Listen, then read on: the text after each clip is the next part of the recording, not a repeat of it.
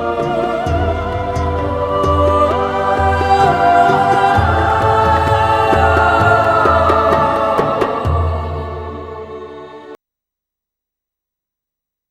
alaikum wa rahmatullahi wa barakatuh, and welcome on Youth Matters on Hidayat TV with your host Sakina Mushtaq Habib. I was trying to recall a poem, Baba Black Sheep, have you any wool? Yes sir, 3 bags full. But that doesn't really make sense. Why is it a black sheep? Sheeps are usually white. Exactly. Are you as confused as I am? So lately, I've been trying to uncover the true meanings behind children's daily nursery rhymes.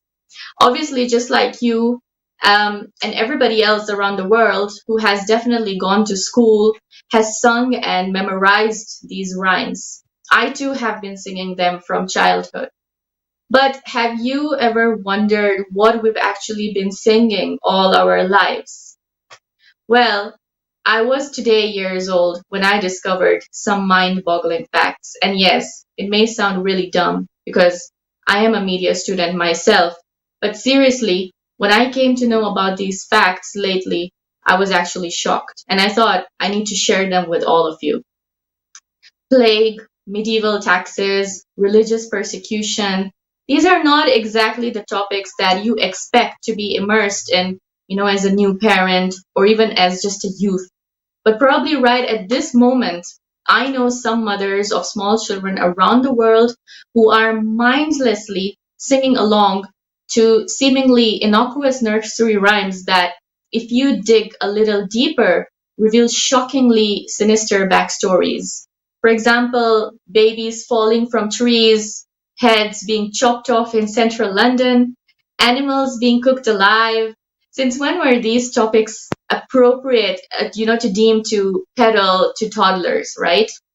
So when, modern parents expose their kids to vintage nursery rhymes, they're actually engaging with a centuries old tradition that, on the surface at least, is not only harmless, but potentially beneficial. But what about those twisted lyrics and dark backstories?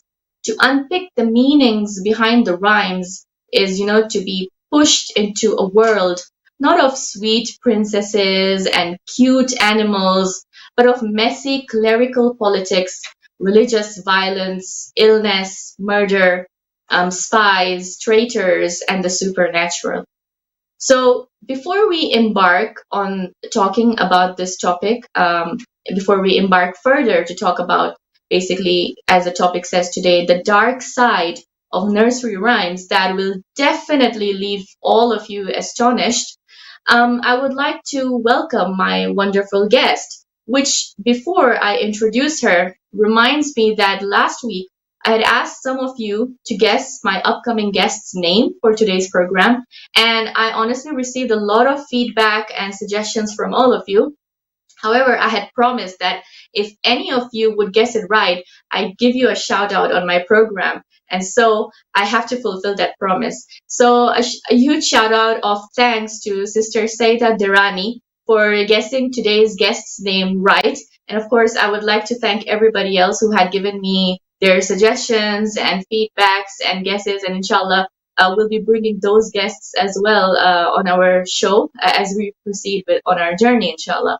So before much further ado, I would like to welcome today Salwa Habib, who is joining us from Toronto, Canada, to carry on this heated discussion. So let us welcome Salwa.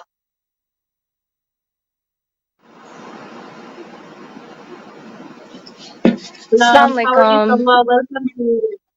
Welcome on Youth Matters. Wa alaikum assalam. Thank you so much for having me here again. It's an absolute pleasure to be here again with you. Thank you. So I would just like to tell you all that Salwa is currently a BA Media and Communication student at Youth University in Toronto, and she is in her second year right now. So today I will be discussing with Salwa about the dark side of nursery rhymes. Salwa, today's topic is very engaging and it might spark a lot of questions in the minds of many. First of all, were you aware that the nursery rhymes that we've been singing in school from nursery had a dark side to them? Not at all. Until recently, I had no idea that there was such a thing. And because when we were kids, we didn't really think about all this. We were just enjoying and like taking in whatever was being given to us in our schools and everything. So we didn't really think about it. No. Great. So it's a good way to, talk about it today. Like we can talk about some of the prominent ones in detail because when I honestly was researching on them, I was just like shocked. So I think you had told me recently that you were doing some research study in your university on a different topic, but then you sort of bumped into this topic, right? And that's how you got so interested into learning about the historical facts, right, related to these nursery rhymes, if I'm not wrong. Yeah, so we're usually researching a lot of different topics, and since I'm a media and communication student, I need to be in touch with all of these things, right? So, actually, pretty recently, I was just hanging around with my cousins, and my younger cousin sister, who's actually only 12, okay, her name is Ilham, and we were just sitting, and she brought it up, she was like, hey, did you Wow. know that Ringa Ringa Roses actually has a really dark meaning? And I was just like, I was taken aback. I was like, what? Really? And then because she's really curious and researching and everything, so she was like, yeah, I'll tell you. And then she told me, and I was shook, to be honest. But then it also made me realize one thing, and that is that the difference between generations, like my generation and the kids of this generation, they question everything, you know Yeah. they have everything that you give to them, they're gonna question you on them, and they want to find out more about it. I feel like our generations are probably a little bit naive, you know so I feel like kids nowadays, they know about Yeah. all these things. So I was amazed, and then I was like, okay, I need to research more about this. And then I was amazed to learn about some historical facts related to children nursery rhymes. So I don't really remember a lot of them, but I know a few prominent ones. Okay, that's great. Let's get started on that. First of all, I would like to know from you, since you've been researching on this topic, I'm sure you must have like read since when did these rhyme like have a dark side to them? Like if you see the date or the history, how long does it go back? Okay, so this started since the 14th century. That's when the earliest nursery rhymes seem to date from. Although the golden age, it came later, in the 18th century, when the canon of classics that we still hear today emerged and flourished. The first nursery rhyme collection to be printed was Tommy Thumb's songbook around 1744.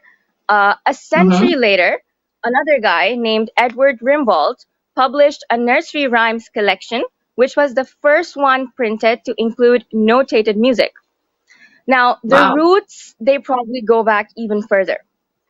There Yeah. is no human culture that has not invented some form of rhyming ditties for its children. There's different kinds of rhymes in different languages as well, like in Arabic and Urdu, and different like rhymes are a thing that children grow up with. Yeah. And the distinctive sing-song tonality and the rhythm that characterizes what they call the motherese has proven evolutionary value and is reflected in the very nature of nursery rhymes.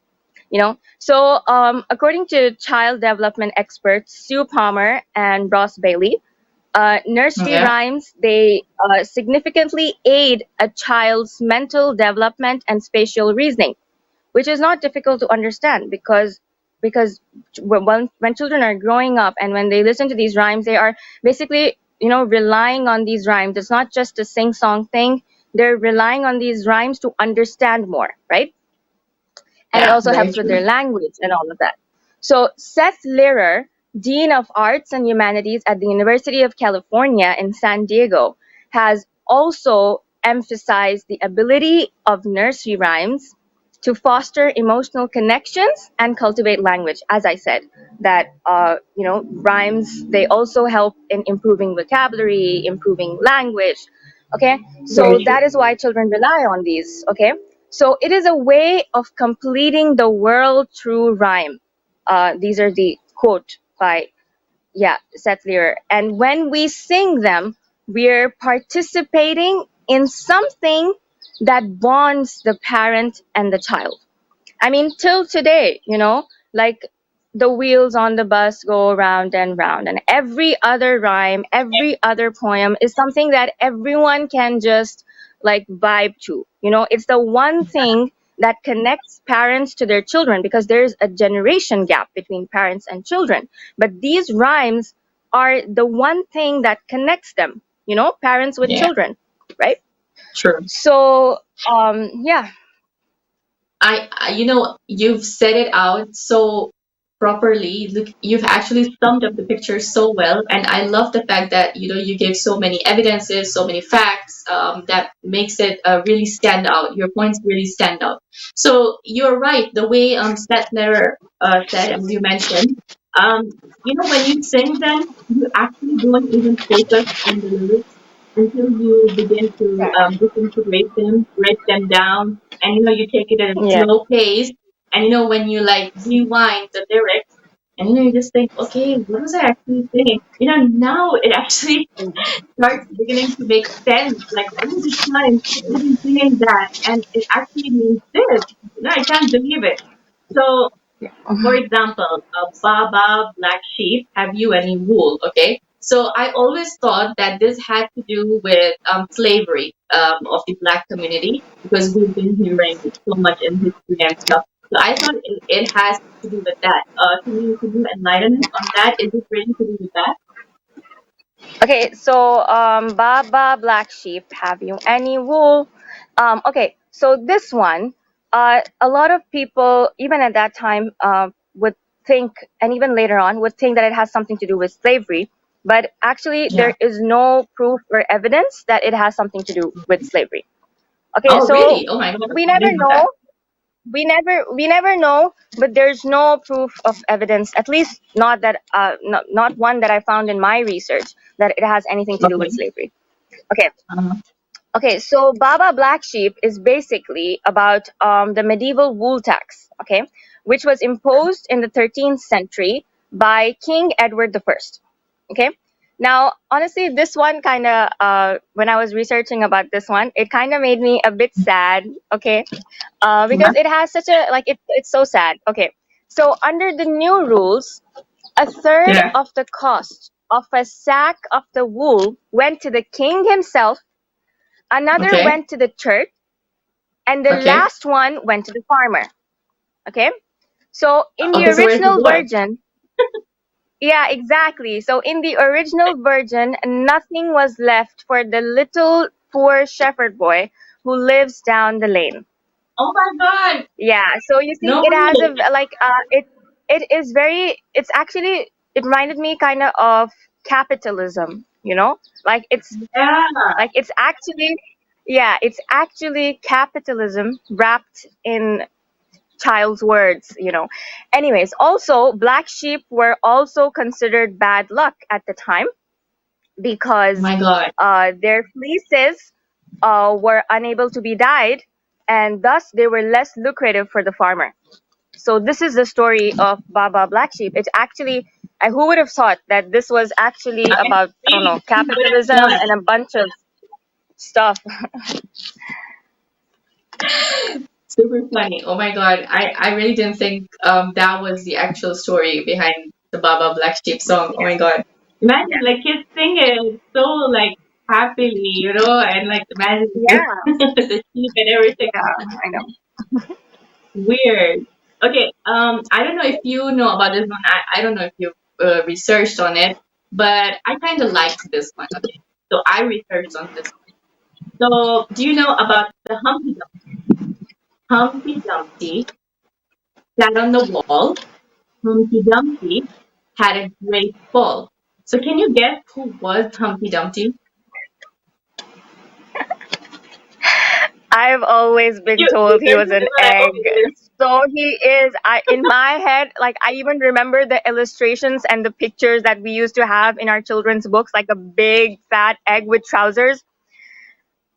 yeah. So like it is an egg. I think must be an egg, right? And then what happened to that egg? What, like it just cracked into so many pieces? Yeah, it just fell off. Like it was sitting. I remember like the egg. I remember the illustration. Okay, like clearly, Yeah. the egg with trousers was sitting on the wall, and it just fell and cracked. Yeah, that's the end of it.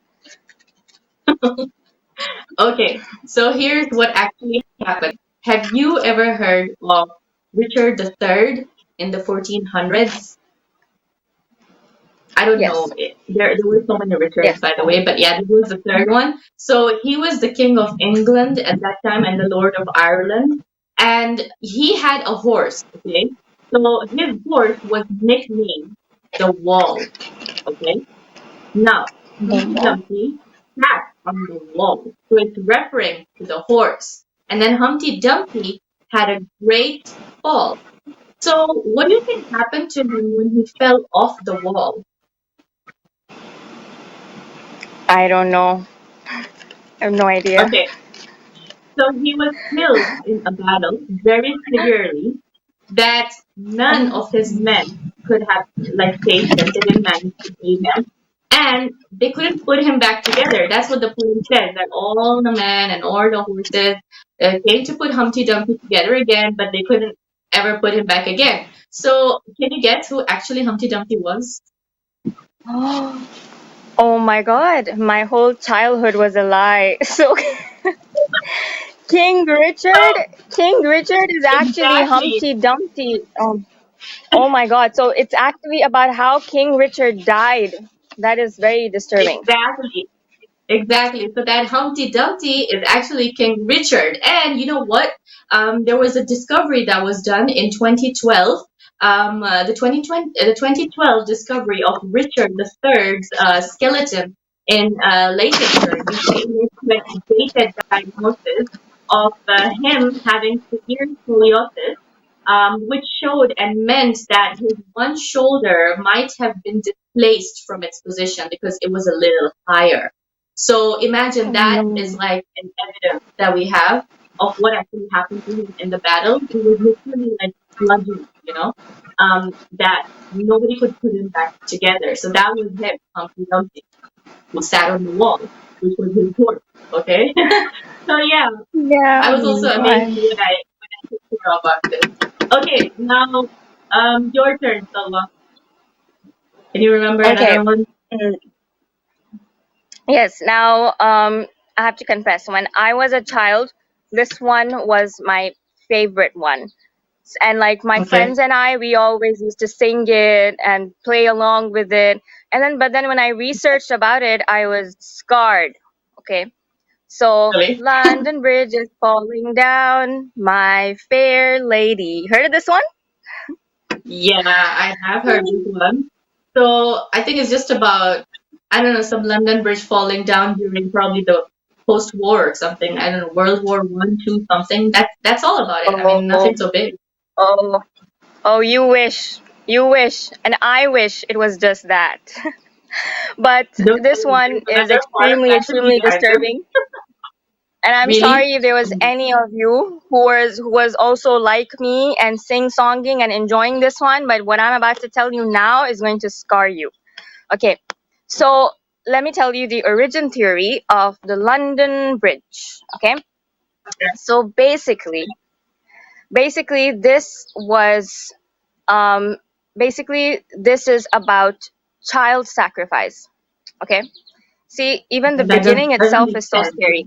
I swear that Yeah, doesn't it make doesn't. sense. How is it related to child sacrifice? There's nothing to I do with know, I child know. The sacrifice. beginning itself is Okay. so creepy, but let me continue. So the Okay. theory that the song refers to is basically the burying, perhaps burying alive, of children in the foundations of the bridge.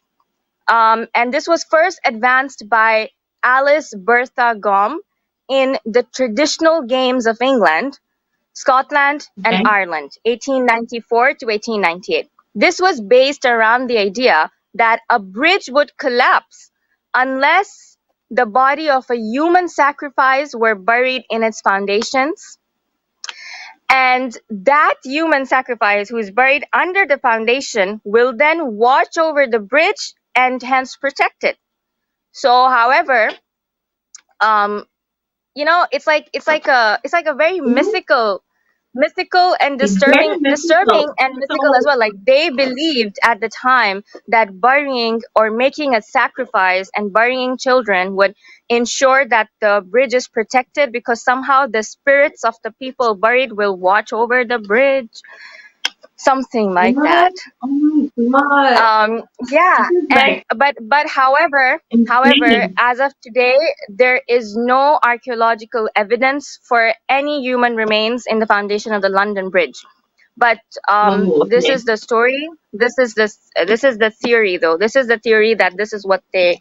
Um, Now let's hope it's not true. But I don't know. I'm skeptical now. Yeah, since they buried like, children, it must be very difficult to even find those remains, like at this point. I mean, Exactly. Like so long yeah, ago. Yeah. Yeah. yeah, and Exactly. very long ago. That's sad. Oh my God. Okay. Yeah. Very Um, depressing. let's proceed to another one.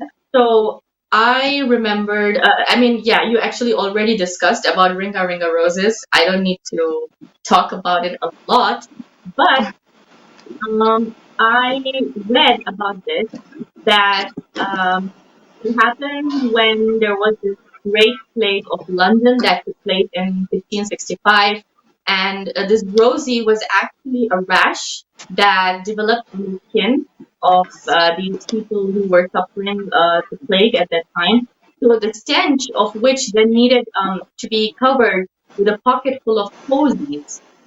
So this bubonic plague, it killed 15% of Britain's population at that time. So when we say a tissue, and we all fall down, that actually telling us that we all died. We all fell down. I mean, we died because of that stench. Like, can you believe that? Oh my God! Yeah. And how happily Yeah, people I were never singing. knew. Yeah, I never knew the proper. I didn't even know, like growing up, I didn't even know the proper lyrics for this. Okay, like, I never sang the. I don't know about, like, you tell me. Did you ever sing the proper lyrics? Like it was just ringa ringa No. rosy pocket full of.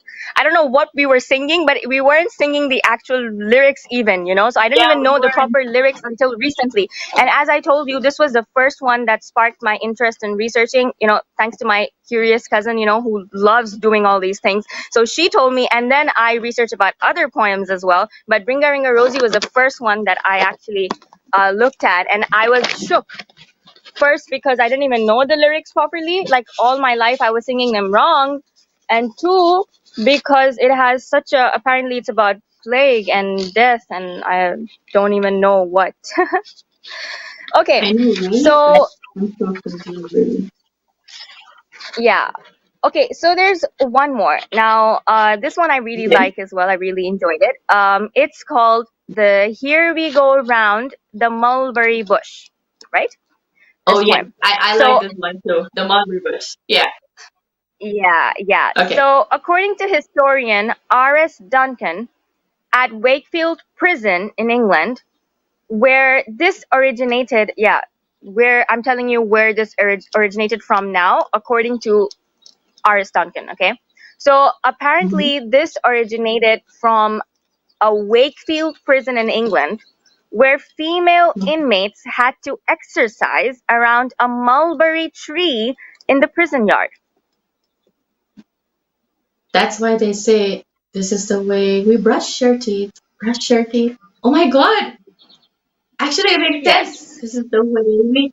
This is the way exactly. we do this. This is the way we do that. Oh my god! So they're Exactly, exactly. That is what actually, if I they're noticed finding as one well. that's mulberry E- tree the whole time. Exactly, exactly. That's what I noticed in most of the poems. As I was researching these poems, I realized that all of them, the lyrics actually, like, we didn't understand then, but when you actually like find out what the real meaning is, you understand that it makes sense.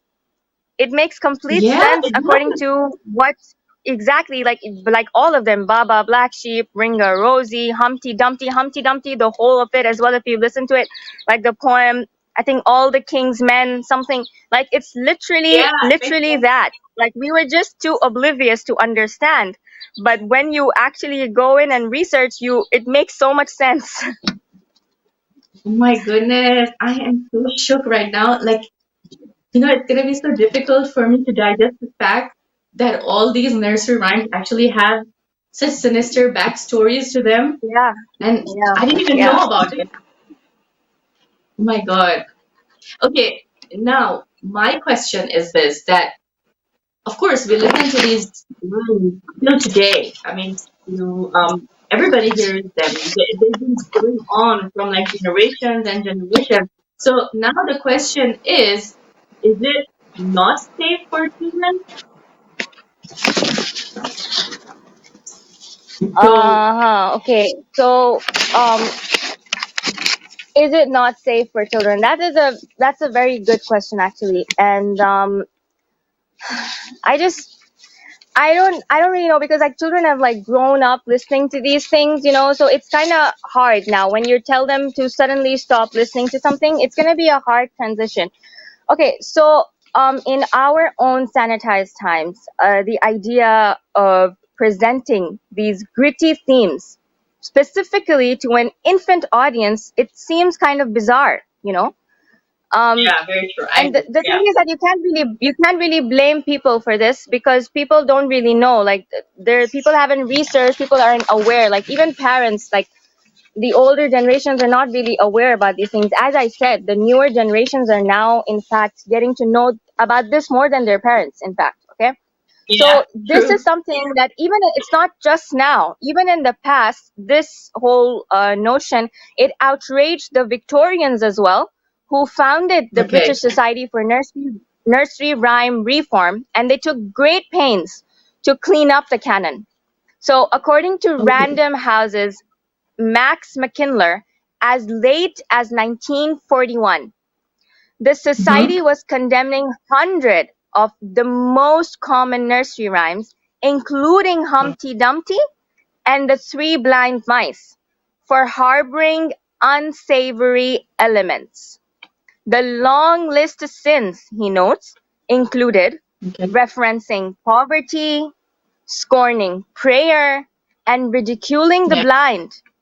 It also included 21 cases of death, notably My goodness. choking, decapitation, hanging, devouring, shriveling, and squeezing, and also 12 cases of torment to animals, and one case each of consuming human flesh, body snatching, and the desire to have one's own limb severed. So Oh these are the God, kind of that is things that the were exactly. So these are the kind of things that were actually being portrayed through these nursery rhymes. That even in the Victorian times, there were efforts to eliminate these. You know. I can't believe this. When I was also researching and I did go through a bit of literature, so it actually explains saying that a lot of children's literature has a very dark origin, but that we don't know about. So nursery rhymes are part of long-standing tradition of parody and a popular political resistance to high culture and royalty. So, indeed, in a time when to caricature royalty or politicians was punishable by death at that time, so these nursery rhymes, in fact, proved to be a potent way to for example, smuggle included or thinly veiled messages in the guise of children's entertainment. So in largely illiterate societies, the catchy sing-song melodies, they actually helped people remember the stories, and crucially, they wanted to pass them on to the next generation. So whatever else they may be, nursery rhymes, they are a way of storytelling because they actually tell you the history indirectly, of course, very indirectly. But that's the power that it has. It has the power of oral history. So very short, and it has like those repetitive words that gets you just singing with the vibe, and Yeah. that's what makes them catchy. But then you realize that, oh my god, it actually like has a history attached to it. How interesting and how cool is that? So, children merrily singing to this, till today, um, it remains oblivious to the meanings that are contained within. So, there are millions of nursery rhymes. Yeah, if me and you were to sit here and discuss and recall and analyze, okay, it would take us forever. Yeah, and I'm sure people are enjoying listening to us. But I'm really glad that we discussed quite a few of them in detail. Because my point for us was to realize that what we are saying when we sing along to something, we need to realize what we are saying. It's very important. So that is why the role of Islamic nursery rhymes is very necessary and comes to play. Okay?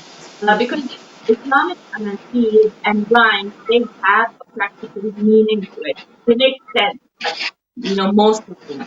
Um, for example, say Bismillah every time you wash your hands, every time you eat, Bismillah. Respect your parents, go for Salah, or this is the way we do wudu. So I remember there was I don't remember who was the reciter, uh, but I heard that there was this guy. He used the tune of "Here We Go Round the Mulberry Bush" and converted the lyrics, like he rephrased the lyrics into the "This is the way we do wudu." There was like, "This is the way we do wudu, do wudu. Oh, This is the way we do wudu so early in the morning." You see, so that's how that person actually connected. And then there was also a La ilaha illallah and such. I'm trying to recall all these titles and tracks that even I, as a child, used to hear them. I remember, I'm sure even you would agree, when we had to do like the school plays on the stage, with our school friends, yeah. So I remember yes. there were so many of them, yeah, and they were so beautiful. They connected with nature, they connected with animals, very beautiful. So I remember learning so much from these nasheeds and rhymes during my school days, and I'm so glad that I did. And I think that we should add this in our daily lives as well, so that this can be embedded in our culture, in our communities, in our societies, in our systems, in our school systems, in our education systems, Yes. so that children can understand the profound meaning of, what's it like to Completely agree. actually sing a nursery rhyme, putting it practically in your life, right? That's what I think. What would you like to Yes. say about this? Yes, I, Anything? I completely agree with you. I completely agree with you. And like growing up, you and I, as like sisters, when we were in Jeddah in Saudi Arabia, and we used to go to our Tahfidh al-Quran, right? Our Quran schools for Quran memorization and recitation. And it just Yeah, reminded me of that time. And we had so many beautiful, as you said, so many beautiful anashid, so many beautiful rhymes in Arabic. Like one significant one that I really love and remember is طلع البدر علينا, right? yeah, that's a And nice this one. one was basically, this one is, it's pretty famous. And like we used to sing along with it every time, back there in our Quran schools, because and it has such a beautiful meaning. It is the the rhyme or the nasheed, you can say that when the Prophet entered Medina, is, Yeah, that's what they recited for him when he entered Medina. The that children, when they saw calling the him, moon so it's mother, that the moon has exactly shone Badr, upon moon. the city. Yeah, Exactly. Such a beautiful meaning. And similarly, like that, there's so many others. Now, when I think of it, when I used to like just, when we used to go to Mecca and Medina when I was really small, and we used to walk around, and there used to be like, in these little shops, there used to be tape recorders, and there used to be this other rhyme, nasheed, that used to play, which used to go like, Ya Tayba, Ya yeah, Tayba. And that was also about Medina, right? And that one was so famous, and we used to yeah, always sing song with it. I feel like growing up over there, more than singing songing these rhymes, we were sing songing to these ones, to these yeah. nasheeds, Also, I remember and one. It was like, "Iqra kitab Allah, warattil yes, ayat." yes, I remember, Yeah. yes, So I it was remember, like read Allah's book and yeah, I remember, do 13 to the verses, right? Like read it with a nice melody. So it was literally like a poem. exactly, It was like so exactly, good. Oh my God, exactly, I'm actually yeah, reminiscing those days right now. I wish yes, like kids yes, could I actually know, get those rhymes right now. Of course, there are so many channels. I see it's them possible, every day. The Muslim Kids TV. I'm seeing so many right now. There's so many. It's just that a mainstream doesn't like push it forward so much the way it does yeah. to the other one. Yeah. Yeah, so So it is very much possible for us to reintroduce Islamic rhymes within our school yeah, systems and our communities and our mosques, for children, and they are also enjoyable. And like these rhymes, the ones that these English rhymes, they usually have a history behind them, right? So why don't we come up with our own Islamic rhymes that have our history in them? Because yeah, I very mean, true. Islamic history, our history is rich. We have a lot to discover from the Prophet's life, from the Aimma's life. Why not create Exactly. rhymes and poems that rhymes and poems that show their lives, There, and we can reshape the rhymes into what we want to exactly. inculcate in our youth and kids. This way our kids will know earlier on all the historical facts and historical things relating to our imma, to our prophet. I think it's a very important thing to do. Me too. I totally agree with you. And it's not that it's not there. It is there. It's just that it's not Yes. pushed to that limit. It's not really, really like out there that people would sing it on a daily basis or like hum Yeah. to it because they're very specific and people have their own selections as well. That okay, I like this reciter. I like that Nasheed guy. So I'm just Yeah. gonna stick to True. this person. That's True. the thing. But it's like we make it very standard if we like sort of normalize it more then it would be on the tips of our tongues on a daily basis. Yeah. So inshallah, Yeah. I hope that all of our viewers really enjoyed today's session, and we would love for you to add more feedback on today's topic. If you guys are interested, to let us know what topic we should discuss further in our next episode, please do let us know. Salwa, thank you for joining me today. I had a very lovely discussion with you, a very healthy one. Thank you for sharing your very informative, well researched points on the dark side of nursery rhymes. And thank you, viewers, for watching. I'm so glad. Inshallah, let's hope that we have another beautiful session next week with an amazing speaker. And see you next week again, same time on Youth Matters on Hidayat TV. Wassalamu alaikum wa rahmatullahi wa barakatuh.